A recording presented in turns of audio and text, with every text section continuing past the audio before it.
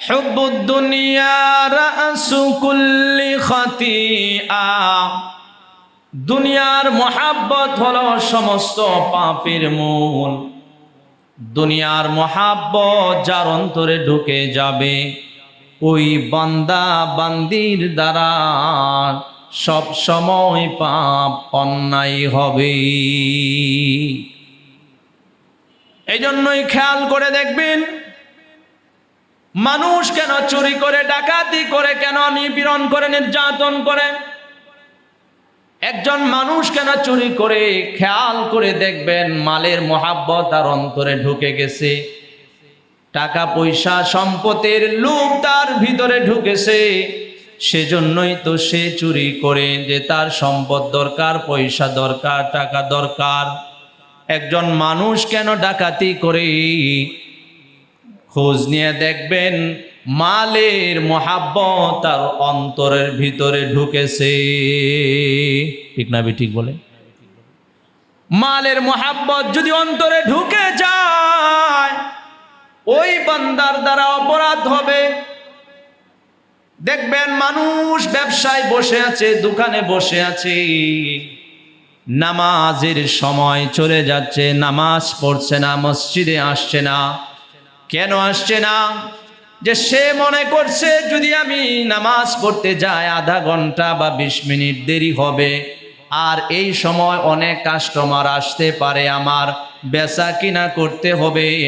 আমি যদি মসজিদে চলে যাই তাহলে আমি কাস্টমারগুলো হারিয়ে ফেলবো। কথা বলুন ঠিক কিনা?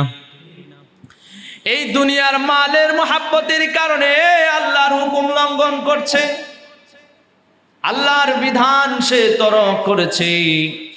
খেয়াল করে দেখবেন একজন আরেকজনকে কেন মারে, কেন খুন করে, দেখবেন কোনো না কোনো কারণ তো আছে, আর সেই কারণটাই হলো দুনিয়ার মোহাব্বত।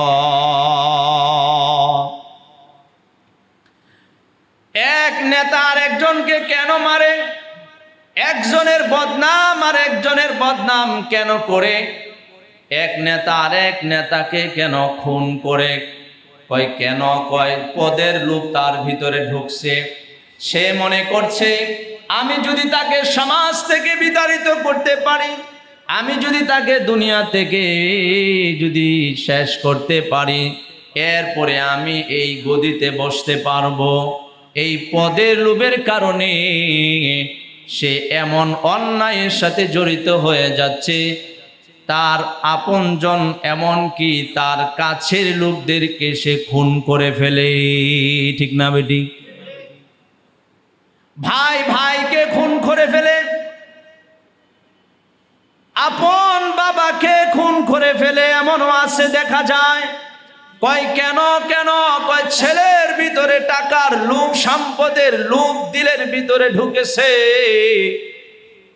ছেলে বলে বাবা সম্পদ দিয়ে দাও, বাবা বলে রে আমি মরার পরে তো তুই পাবে। কয় তুমি কবে মরবা, এটার কোনো গ্যারান্টি আছে?